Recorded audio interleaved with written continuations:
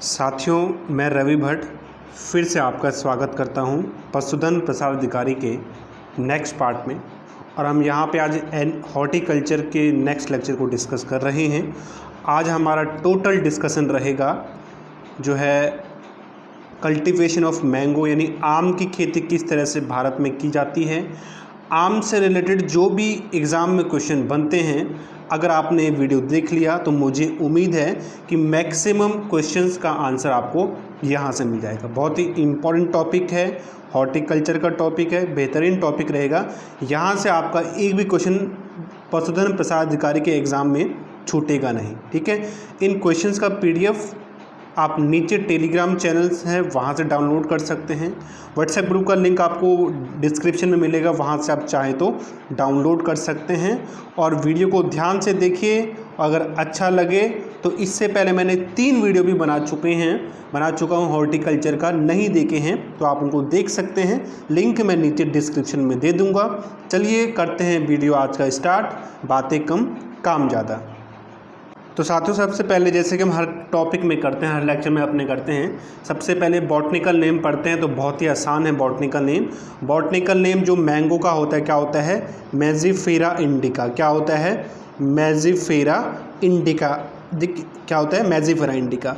जो botanical name होता है या जो जूलॉजिकल नेम होता है किसी भी प्लांट या ऑर्गेनिज्म का, वो हमेशा इटैलिक वर्ड में लिखा जाता है। इटैलिक में बोले तो टेढ़ा टेढ़ा लिखा जाता है। अगर आप टेढ़ा नहीं लिख सकते तो जो बॉटनिकल नेम होता है उसे अंडरलाइन किया जाता है। क्या किया जाता है?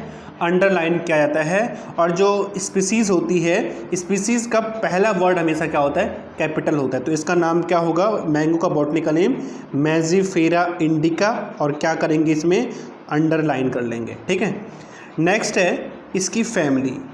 अगर मैं मैंगो की फैमिली की बात करूँ, ये किस फैमिली से आता है, तो जो मैंगो है वो एनाकार्डियेसी फैमिली का मेंबर है। किसका? एनाकार्डियेसी फैमिली का मेंबर है। इस परिवार से मैंगो आता है। इसके अलावा एनाकार्डियेसी से आप कह सकते हैं कि जो काजू होता है, जो पिस्ता है, वो भी एनाकार्डियेसी फैमिली से ही आता है, ठीक है। अगर मैं नंबर ऑफ क्रोमोसोम की बात करूँ, मैंगो में कितने गुणसूत्र पाए जाते हैं, तो जो मैंगो होता है, आम है, वो एक टेट्राप्लॉइड प्लांट होता है। टेट्राप्लॉइड मतलब इसमें गुणसूत्रों की संख्या कितनी होती है? 40 होती है। कितनी होती है? 40 होती है टोटल गुणसूत्रों की संख्या। और अगर मैं यानी ये टेट्राप्लॉइड यानी कि 4n क्रोमोसोम इसमें मिलते हैं, जहाँ पे n बराबर क्या होता है? 10। जब 10 को आप 4 से मल्टीप्लाई करेंगे तो 40 आएगा। इसीलिए क्या है, जो मैंगो होता है वो एक टेट्राप्लॉइड एनिमल होता है। क्या होता है? टेट्राप्लॉइड एनिमल, ठीक है। यानी इसमें गुणसूत्रों की संख्या 40 होती है। अगर फंडामेंटल गुणसूत्रों की बात की जाए तो कितनी होती है? 10 होती है। देखिए, एग्ज़ाम में कई बार ये पूछता है आपसे कि मैंगो की एक ऐसी वैरायटी भी है जो क्या होती है?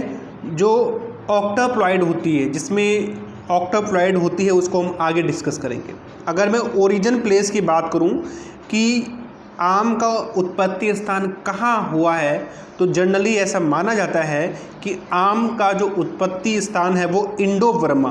क्या? आम जो है इंडो बर्मा वाले रीजन में उत्पन्न हुआ है। बर्मा आपको पता है, जो बर्मा है, जो आज म्यांमार है, ठीक है, जो म्यांमार है उसी को आज वर्मा के नाम से जाना जाता है। तो इंडो वर्मा वाला जो रीजन है वहाँ पे आम की उत्पत्ति हुई है। अगर मैं क्लाइमेट की बात करूँ कि ये जो आम है इसको किस तरह का मौसम सूट करता है, तो ये एक ट्रॉपिकल फ्रूट है।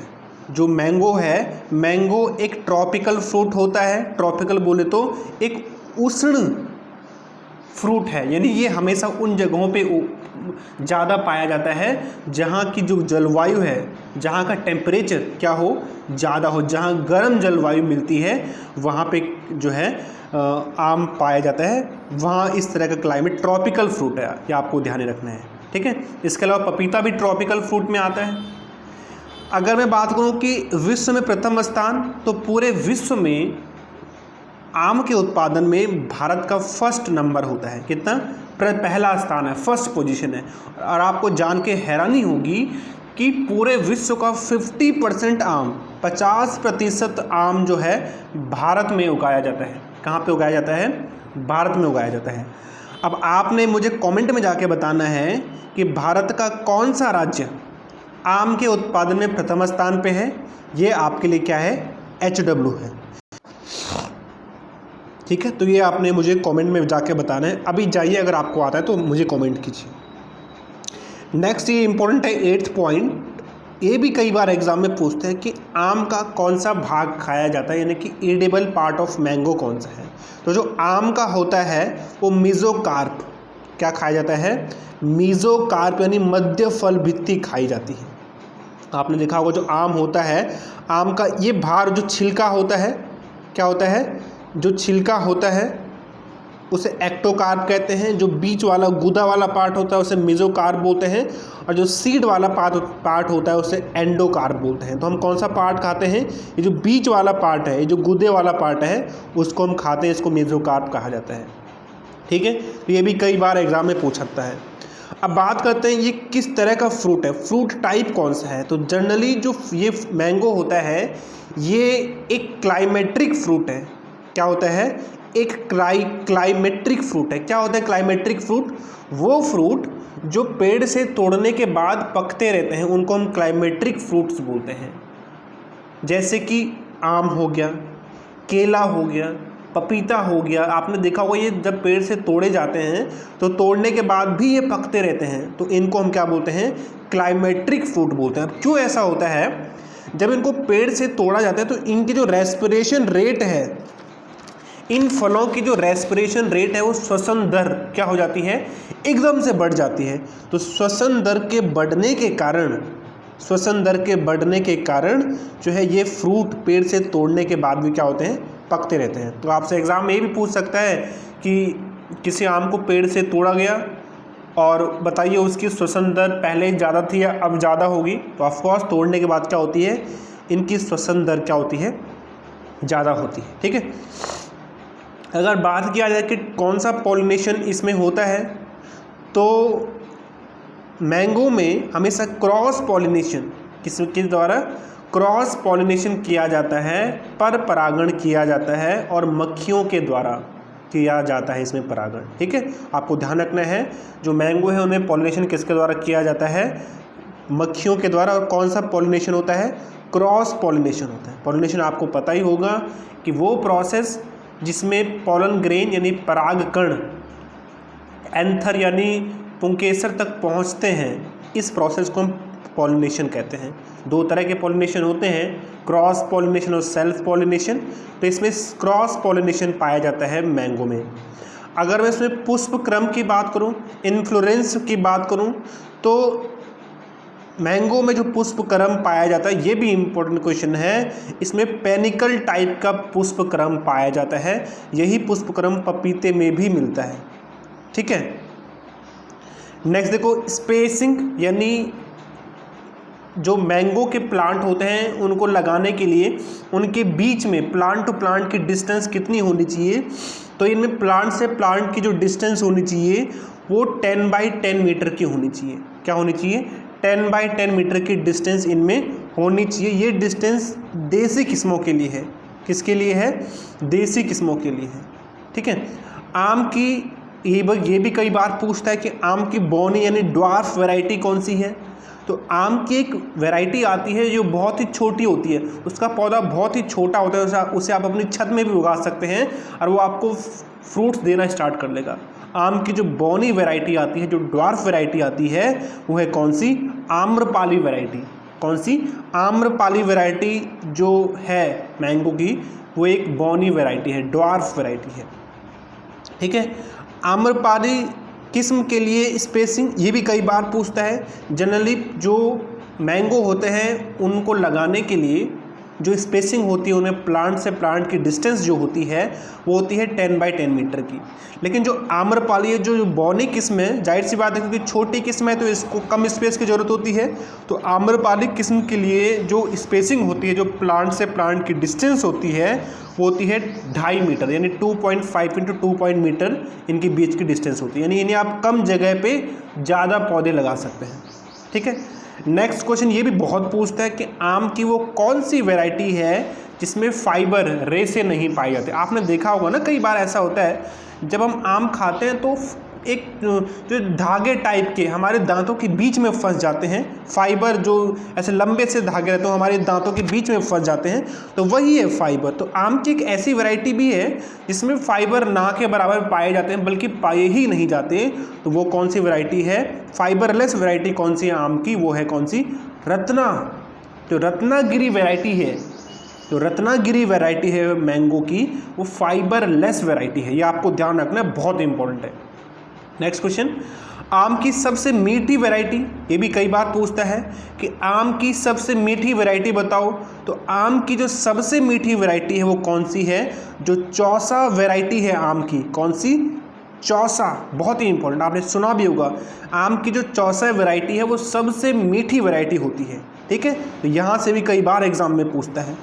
नेक्स्ट देखो, आम ये भी कई बार पूछता है कि आम की बीज रहित वैरायटी यानी सीडलेस वैरायटी कौन सी? अब सीडलेस का मतलब ये है कि ये नहीं कि उसमें सीड पाया ही नहीं जाता, सीड पाया जाता है, लेकिन अन्य मैंगो वैरायटी की तुलना में बहुत छोटा सीड मिलता है और उसमें जो गुद्दा होता है जिसे हम खाते हैं वो बहुत ज़्यादा मिलता है, यानी उसका सीड बहुत छोटा होता है। तो आम की जो सीडलेस वैरायटी है वो कौन सी है? जो सिंधु वैरायटी है। कौन सी? जो सिंधु वैरायटी है आम की, वो क्या होती है? वो एक क्या है? सीडलेस वैरायटी है और एक हाइब्रिड वैरायटी है, एक संकरित किस्म है उसकी। किसकी? आम की। नेक्स्ट, आम में कौन सा न्यूट्रेंट एलिमेंट्स, कौन सा पोषक पदार्थ पाया जाता है? यानी आम को हम खाते क्यों हैं? देखिए, आम में तो वैसे कई सारे न्यूट्रिशनल वैल्यूज़ वाले एलिमेंट्स मिलते हैं, लेकिन सबसे ज़्यादा जो विटामिन पाया जाता है, आम को सबसे ज़्यादा खाया जाता है विटामिन ए के लिए। किसके लिए? विटामिन या फिर विटामिन, जो भी आपको बोलना है, विटामिन ए के लिए सबसे ज़्यादा कौन सा खाया जाता है? आम को खाते हैं विटामिन ए के लिए। ठीक है, और विटामिन ए की कमी से रतौंधी रोग हो जाता है, आपको पता ही है। अब आपको मुझे बताना है कमेंट में करके कि विटामिन ए का केमिकल नेम क्या है? विटामिन ए का केमिकल नेम क्या है? इसमें मैंने बहुत सारे वीडियो बना रखे हैं, या आपने पहले से आपको पता होगा तो मुझे कमेंट करो। नेक्स्ट, भारत में सबसे ज़्यादा उगाई जाने वाली आम की वैरायटी कौन सी है? भारत में सबसे ज़्यादा जिस वैरायटी का आम कल्टीवेट किया जाता है वो है अल्फांसो आम। कौन सा? बहुत इंपॉर्टेंट, अल्फांसो आम जो है वो सबसे ज़्यादा भारत में उगाया जाता है, और ये जनरली महाराष्ट्र के रत्नागिरी, जो आपको इतना याद ध्यान रखें, महाराष्ट्र में सबसे ज़्यादा वैरायटी का आम कौन सा उगाया जाता है? अल्फांसो आम जो है सबसे ज़्यादा उगाया जाता है। ठीक है, पूरे भारत में सबसे पहला पोजीशन जो है आम के उत्पादन में वो आंध्र प्रदेश की है। किसकी है? AP यानी आंध्र प्रदेश की है। ठीक है, और सबसे ज़्यादा उगाए जाने वाली कल्टीवेटेड किस्म कौन सी है? अल्फांसो आम है। तो जाहिर सी बात है, जब ये सबसे ज़्यादा कल्टीवेट किया जाता है भारत में इसको, तो सबसे ज़्यादा उत्पादन भी इसी का होगा। ठीक है, और सबसे ज़्यादा जो है विदेशों में भी एक्सपोर्ट भी इसी का किया जाता होगा। ठीक है, अब जो आपने देखा होगा, जो स्लाइस होती है ना, स्लाइस जो हम पीते हैं, माजा स्लाइस, जो स्लाइस होती है जो हम पीते हैं कोल्ड ड्रिंक में जो आता है, वो इसी अल्फांसो आम की बनी होती है। आपने देखा होगा जो स्लाइस का ऐड जो है पहले कैटरीना कैफ करती थी। कौन सी करती थी? कैटरीना कैफ, हीरोइन है जो। ठीक है, तो आपने देखा होगा जब वो ऐड आता था उस टीवी में, तो एक छोटी सी बूंद ऊपर से स्लाइस की नीचे गिर रही है और वो कैटरीना कैफ के मुंह में जा रही है। तो जो स्लाइस बनाया जाता है वो अधिकतर जो स्लाइस है वो अल्फांसो वैरायटी से ही बनाया जाता है। ठीक है, आपको ध्यान रखना है। पूछेगा नहीं स्लाइस किससे बनाया जाता है, मैं आपको जानकारी के लिए बता रहा हूँ, कहीं आप ये मत लिख लेना कि स्लाइस किससे बनाया जाता है मुंह उठा के। ठीक है, नेक्स्ट, आम की वो कौन सी वैरायटी है जो ऑक्टाप्लॉइड, अभी मैंने बताया था ना, जनरली जो आम होता है वो टेट्राप्लॉइड है। इसमें फंडामेंटल गुणसूत्र मिलते हैं 10 और 10 टेट्रा यानी कि 4, तो 10 × 4 करो तो 40 होता है। लेकिन आम की एक ऐसी वैरायटी भी है जो ऑक्टाप्लॉइड होती है। कौन सी? यानी जिसमें अष्टगुणित गुणसूत्र होते हैं, यानी उसमें 8 जोड़ी गुणसूत्र होते हैं। तो वो कौन सी वैरायटी है? बेलाइयो कोलम्बन। कौन सा? बेलाइयो कोलम्बन जो विदेशी वैरायटी है, ये एक ऑक्टाप्लॉइड वैरायटी है और इसमें 80 गुणसूत्र मिलते हैं। कितने कितने 80 गुणसूत्र। ठीक है, नेक्स्ट क्वेश्चन, आम की वैरायटीज़। अब आम की वैरायटीज़ बताता हूँ आपको, जो फेमस वैरायटीज़ हैं, वैसे तो बहुत सारी हैं, लेकिन जो अधिकतर कई बार ये पूछता है कि निम्न में से कौन सी आम की वैरायटी है, तो यहाँ से आप उसका आंसर दे सकते हैं। देखिए इतनी मैंने ये बहुत सारी वैरायटी हैं जो, लेकिन जो फेमस हैं ये सब देसी किस्म की वैरायटीज़ हैं, जैसे कि अल्फांजो आम, ठीक है, ये महाराष्ट्र में उगता है। दशहरी आम, ठीक है, इसके अलावा तोतापरी, मोहन भोग, चौसा सबसे मीठी किस्म की वैरायटी है, कृष्णा भोग, गुलाब खास वैरायटी, नीलम परी वैरायटी। ये इतनी वैरायटी हैं जो क्या है, सबसे ये देसी किस्म की वैरायटीज़ हैं। ठीक है, तो ये था वीडियो आज के लिए। लगा आपको कैसा वीडियो, बताएं मुझे ज़रूर। तो आज के लिए बस इतना ही। Thanks for watching.